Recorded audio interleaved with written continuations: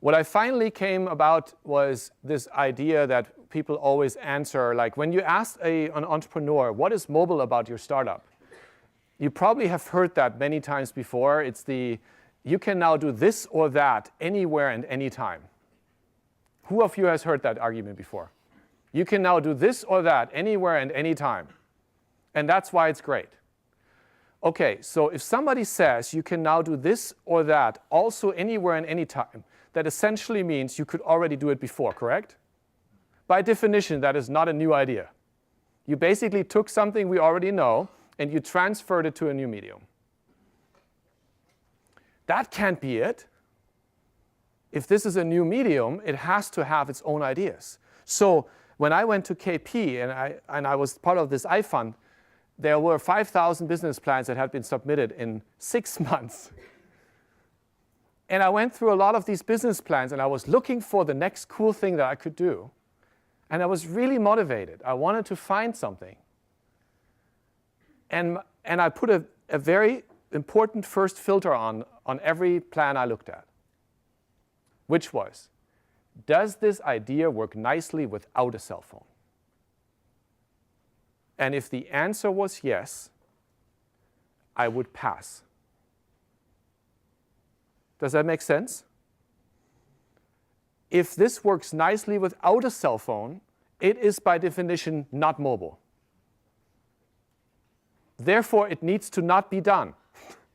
What is mobile video without mobile? Anybody? What? Video. It's called YouTube.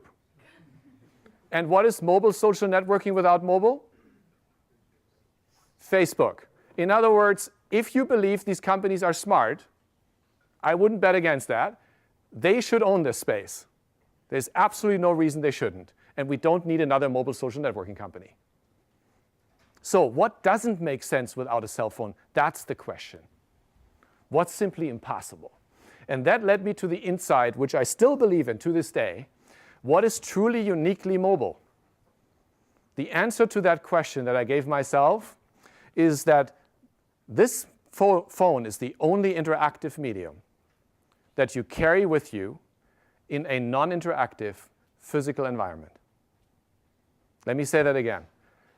Smartphones are the only interactive medium that you carry with you in a non-interactive physical environment. So, for example, this table is completely offline here, right? It's an offline thing. It's wood. And until I put this on top of it. And now there is some sort of digital layer on it, some interactive layer. So in other words, the touchable physical world becomes an interactive place.